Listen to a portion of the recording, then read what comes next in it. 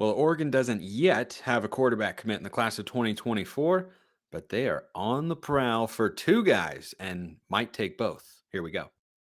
You are Locked On Ducks, your daily podcast on the Oregon Ducks, part of the Locked On Podcast Network, your team every day.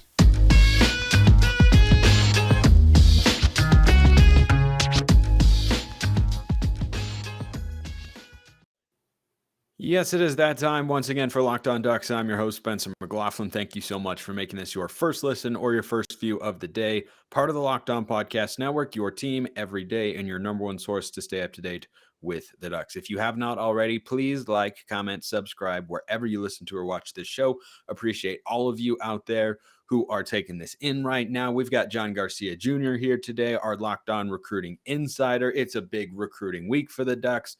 There's a bunch of visitors. There's quarterback talk. John, are we ready? I think so. This is a heck of a build-up towards the spring game, and recruiting obviously always coincides with it. But Oregon's been hosting big-time recruits all spring as well, so it's really been a heck of a run in terms of just getting kids on campus, getting that face time with coaches. So yeah, I think the arrow, the trend meter, whatever we want to call it, is certainly pointed up. Yeah, one in particular we'll talk about later in the show. Elijah Rushing has already been on campus, won't be there for the spring game. I heard because of his high school prom conflicting with that. Can't blame him there. Yeah, exactly. He can't. You can go on visits all the time. You know, prom, and they're not going to reschedule that for you there. But let's talk about the quarterbacks first. Michael Van Buren, Luke Moga. These are the guys that Oregon is kind of actively on the recruiting trail for, pursuing both of them. Moga, the 3-star who we've talked about here on the show previously, has set a commitment date that was on Friday. Now that's been pushed back. But Van Buren's not expected to commit until July, but Van Buren's going to be at the spring game on Saturday. So a lot of things to dive into here, John. Let's start with Michael Van Buren coming to the spring game this Saturday in Eugene. Where does Oregon sit with him in the process? Yeah, I think this is a return spring visit for Van Buren all the way across the country, coming from Baltimore, Maryland, and there is legitimate buzz that is coming with this visit, to the point that the perceived leader for him going into the spring, Penn State, is beginning to pivot. They actually today, as we record this on Tuesday, they offered a quarterback in the class of 2024 in Florida, Trevor Jackson. So I think Penn State is starting to at least realize that the competition for Van Buren is really heating up, and the Oregon Ducks are the primary driver for that theoretical concern. But individually, look, Oregon's done a really nice job with him. It was one of the early targets for the Dan Lanning coaching staff, even under Kenny Dillingham. And it's really picked up even more with Will Stein taking over there as OC. And now the two have built a rapport individually in Eugene that will be, strengthened on Saturday for the spring game. So yeah, there's real traction with Michael Van Buren and the Oregon Ducks. And you talk about a classic potential fit here. I mean, this is maybe the top available dual threat quarterback in the class of 2024 among the uncommitted, plays at a national program, just really fits the modern game to a T. He's a legitimate elite thrower of the football and an elite runner of the football, which is not something we always talk about at the position, even in this day and age. So I think he's a guy who's already dealt with a ton of pressure, and the recruiting has been similar. Like, he's handled this very business-like, but he's already got that July commitment date on the books. Penn State previously was the only school that had an official visit in June lined up, which I think led to some of that Penn State confidence earlier this spring. But I do think as the visits have changed and progressed, mainly towards Eugene, Oregon, obviously the confidence in that coaching staff has risen there simultaneously. And I expect it to do the same again this weekend when he's back on campus. What about Luke Moga, the other quarterback that Oregon is going after here? He pushed back his commitment date, was originally going to be Friday. Oregon's long been seen as kind of the favorite for Moga. Is there any concern on that front with him delaying his announcement? I think initially when you see a spring game visit on April 29th and a commitment date of April 28th, you feel like, okay, well, this is a layup for the Ducks. And then when you see the news that it's been postponed, you say, okay, is Kenny Dillingham in Arizona State working in for the in-state recruit? Is Miami still a part of the conversation? You start to wonder. But since then, the plans to not only attend the spring game on Saturday have been confirmed by Moga, but also an official visit to Eugene in the month of June. So I do think the traction is still very much there for Oregon. Oftentimes, when there's a program either considering taking two or trying to formulate the right communication to its quarterback targets, when it does have the decision in to take two quarterbacks, there's often a pause or a pivot from the recruits themselves, but it can be done. It has been done at a high level. And honestly, between these two quarterbacks, in terms of their readiness to play Power Five football at that position, it would make sense if these two were to be the pair that Oregon brings in from a stylistic and a development standpoint. Van Buren ready to go right now. He's got a lot of juice to be a day one type guy in the Power Five.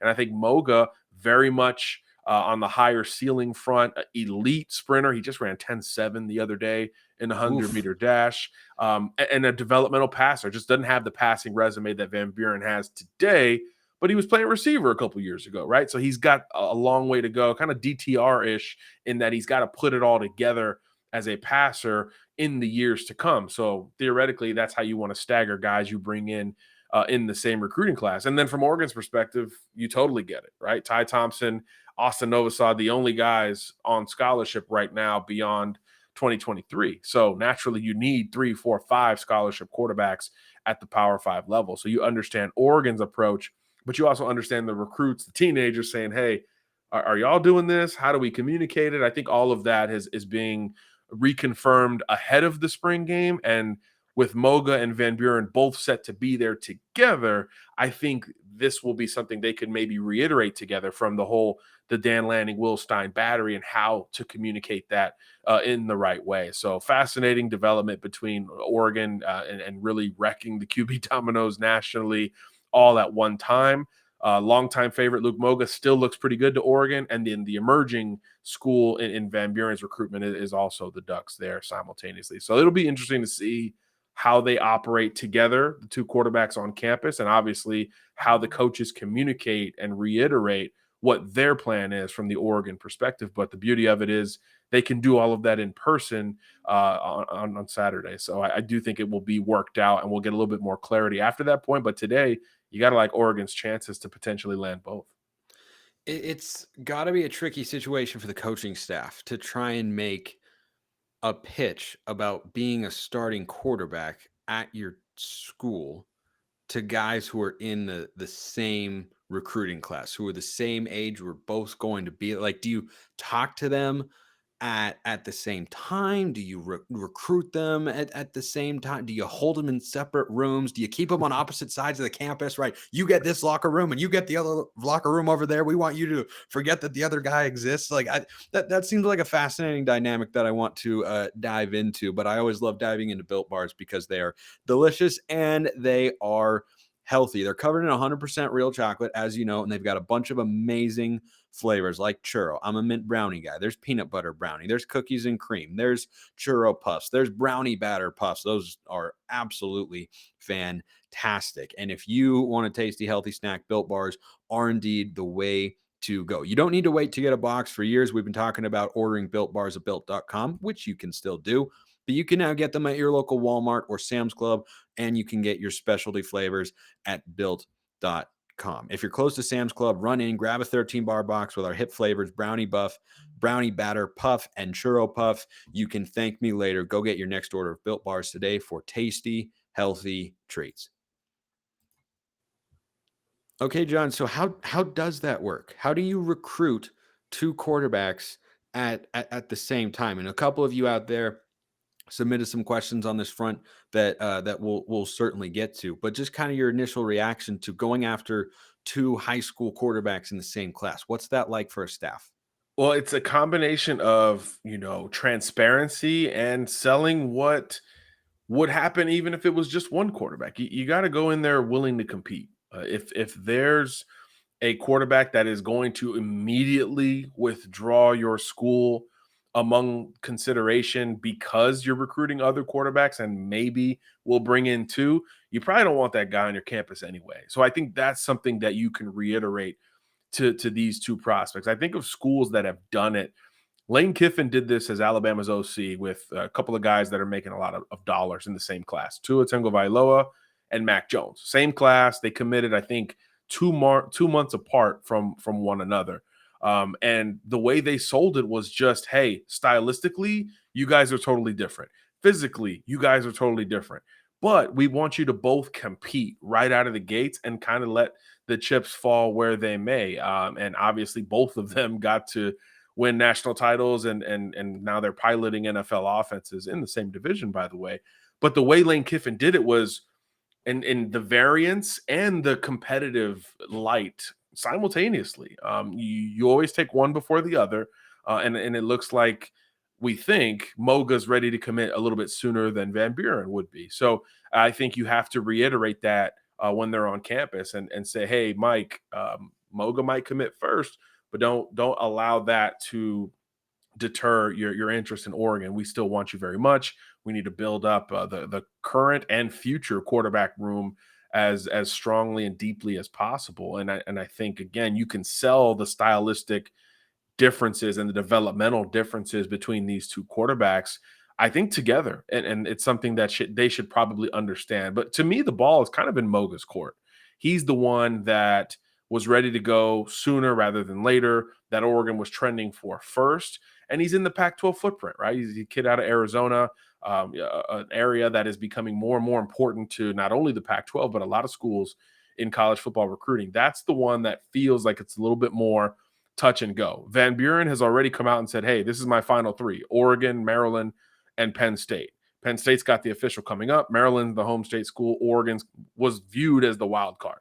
So now they're making up ground in that regard. For Moga, it's the total opposite. Oregon has been viewed as the favorite, and at one point he was ready to commit here in a couple days. So I think the ball is in his court, whether or not Oregon is going to have the opportunity to take a two quarterback class, because he's going to have to defer to some degree to Van Buren. And you could understand why that is not the easiest thing to digest when all these kids have been told for years, in some cases, hey, you're going to be the face of our program. You're going to be QB1. You're going to be the guy to galvanize not only this recruiting class of 24, but the team going forward. So that's something that both of those guys are going to have to look at internally, but particularly in Moga's case, in my opinion.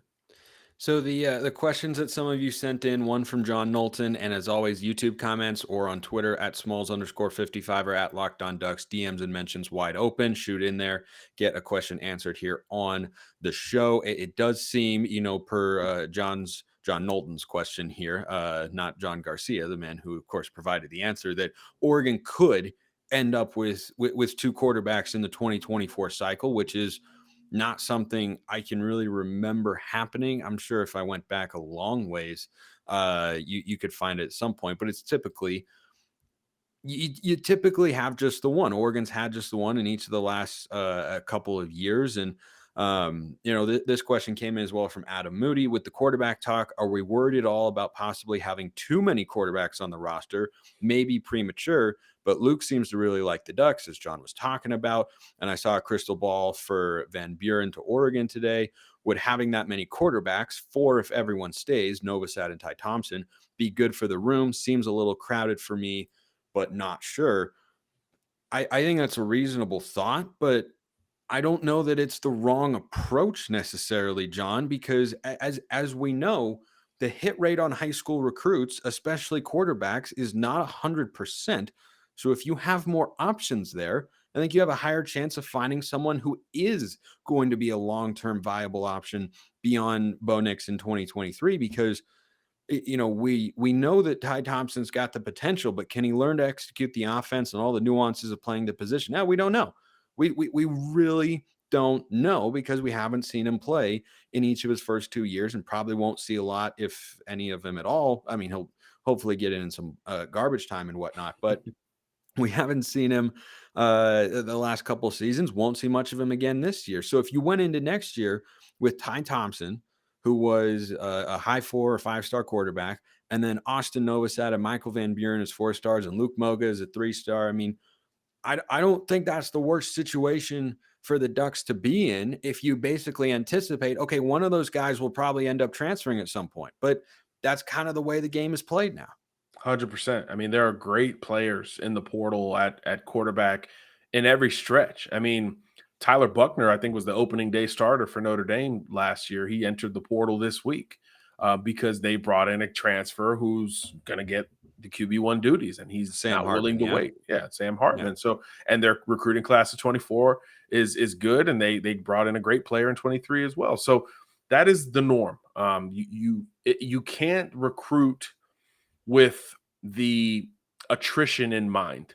You have to recruit with the ascension in mind. Hey, this 4-pool group of quarterbacks. If it works out this way, one of these guys is going to be our guy. So whatever it looks like after that, you have to just be willing to accept as a coaching staff. And yeah, one or maybe two of those guys might say, well, if I'm not QB1, I'm out of here. And that's just something you have to embrace in this day and age of college football. Obviously, you want them to stay if at all possible because you're always one play away, especially at that position. But you understand the fluidity that has gone down at the quarterback position. I mean, just look at the Pac-12 right now. I mean, how many transfers are going to be QB1s going forward or freshmen, right? In UCLA's case. So I do think that's a normal element to consider, but you can't have less volume because you're worried about that future attrition. You have to let it be a competition. It sounds so simple. You got to let the guys come in and work at it, and you'll have an idea as a coaching staff, and when you self-evaluate, what that pecking order is going to look like anyway. And that can probably push you to either, open the door for the recruit on the way out or the quarterback on the way out, or try to keep it, shut, before he kicks it down. So all of that has to play a factor, but the primary focus is who's going to follow up Bo Nix as QB1 for the Ducks. And if these two guys can contribute now or more likely later, you've got to try to build that on the roster because it is a fluid and rough position to have any type of depth at any level with, even a program like Oregon. Everyone deals with this. This is not an isolated incident. So yeah, you got to recruit with QB1s in mind. And I think if you're bringing in two, you've got to use it as a tool to try to create competition now that will last into, the post-Bo Nix era as well. The recruiting grind for Dan Lanning and the staff go beyond the quarterback position, though. Plenty of other positions to look at. And the visitor list, which Max Torres and I are going to talk about in more detail on tomorrow's show, so make sure you tune in for that, is mighty impressive, to say the least, for this spring game. It is the most star-studded group of high school prospects to ever go to an Oregon spring game, really. I mean, you've had some highly coveted prospects and guys who became great players at spring games before in the past, but the depth of talent here of 4 and 5 stars, all this sort of stuff, it's really swinging for the fences at some level, right? And kind of like the quarterbacks, you're not going to get all these guys. You're not going to get most of them. You're trying to get a couple, but it's kind of throw everything at the wall and see what sticks, right? 100%. I think you've got a lot of really, really talented players here. The 24/7 sports recruiting rankings reflect that. And this is what we as Oregon fans should want from Dan Lanning and company. Like, if you're going to build a team in Dan Lanning's vision that gets you back to the college football playoff, you're going to bring in high-level guys, particularly on the defensive side of the ball. And their visitor list for Saturday includes a lot of highly touted defensive line prospects. Yeah, that's really where your eyeballs sort of drift when you look at any kind of list. You're talking about maybe the best interior prospect in the country in David Stone, maybe the best 2 edge rushers in the country and Dylan Stewart and Colin Simmons. You could probably flip one for the other if depending on preference and style there. So you understand the desire for Oregon. And look, when you want, like you said, you want to recruit at that high level, it starts in the trenches and it starts with getting kids on campus. It sounds so simple, but when you're pulling kids from, by the way, David Stone, Bradenton, Florida, Colin Simmons, Duncanville, Texas, Dylan Stewart, Washington, D.C., right? Go to the offense or the other side of the defense, the secondary, KJ Bolden, Buford, Georgia. When you're pulling kids from literally across the country, in some cases, you've got to show them something different. But it starts there, and that is no small feat in and of itself. And I also do want to give a shout out to the entire athletic department and whoever structured this thing, because so many spring games went down over the last 2 weekends, right? The weekend of the 15th and the weekend of the 22nd, which means if you want to host elite recruits, they could only pick one game to go to if all schools in their top group are playing the same day. Okay, how do I pick one game to go to? And there was big news when I think Colin Simmons canceled his Colorado visit to go to LSU, which is now sort of the favorite for his services. So in that scenario, because they both played on the same day, he had to pick one and cancel on the other. But in this scenario, Oregon having the later spring game window, I think, was really brilliant from an organizational and recruiting standpoint, because one, your spring practice goes a little bit deeper and you can have a little bit more time to self-evaluate. But two, you have a more free weekend for recruits to go hit the trail and see your campus, which again, at Oregon, where you can't recruit hyper locally at a consistent rate, that is a very big deal. And that's why you are afforded the opportunity for this type of visitor list. So just as impressive of recruits and stars that are coming is the structure of having this window open, because if it would have been last weekend or the weekend prior, there is no doubt a couple of these big names would not have been able to make it, just logistically between Oregon and other programs, and in a lot of cases, a lot other programs closer to home. So I think that's a big deal for Oregon in and of itself. But yeah, this visitor list is crazy. When you're starting with 2 quarterbacks and you're immediately going to 5-star defensive players, I mean, it's a heck of a starting point. Yeah, you've got 5-star offensive tackle Brandon Baker, number 1 in his position in the 2024 cycle. Oregon feels good there too. As well. I mean, a lot of names on there that we will continue to discuss as the summer months roll along, because landing those verbal commitments, we know don't 100% lead to them being future Ducks, but they more often than not tend to be in that direction. One guy who's on that list that we've mentioned very briefly before, but who I've seen tied to the Ducks for quite a while now is Elijah Rushing out of the Tucson area. Is he a guy that Oregon feels they're in a great position for, or is he just someone that the Ducks are happy to be able to get on campus and try to crack the seal? They feel great, and they should. He's frequented that campus, I believe, more than any school in his recruitment to this point outside of Arizona, which is the school closest to home among the schools that he is considered. By the way, sorry to cut you off, but he will not be at the spring game. He was already there. We mentioned that earlier in the show. He won't be there on Saturday because he's already been on campus. Right. And he's already scheduling another trip back, So I think, yeah, Oregon should feel really good here because in terms of going far away from his house, the Ducks have hosted him more than any other school. And that includes, it's an impressive list. This is a great borderline 5-star edge rusher. Notre Dame is in this thing. Tennessee is in this thing. His older brother walked on at Florida. So this is truly a national battle for Elijah Rushing. But I think, yeah, Oregon today, as it profiles, it's probably in the best position of any school on the list. And really, you have to attribute it to where you would expect. It's that Dan Lanning, Tosh Lupoy battery of defensive prioritization and just aggressive edge rusher production. We've seen it pay off on the recruiting trail already. And I think as you start to look at some of the names visiting over the last week to 10 days, which includes Rushing and, of course, leads up to the spring game, if you can pluck a couple of these guys, you feel really good about the future of that position, which is becoming more important than ever, right? Getting after the passer and slowing down. Again, look at the Pac-12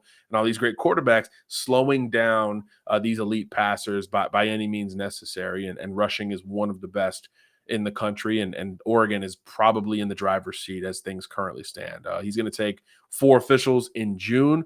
The Ducks get the first one, which is, again, the best position to be in. You want to be first or last, but preferably first. Create that in-person impression on the school's dime, and few schools do it like the Ducks. And he wants to commit preseason. So he's going to take the officials and really dip into evaluation mode. So Oregon's going to have that first impression of that type of visit. So with the Ducks already being the perceived favorite and also getting that to their allotment before he commits soon after, you got to feel really good about Elijah Rushing. Definitely a name this entire podcast audience needs to know.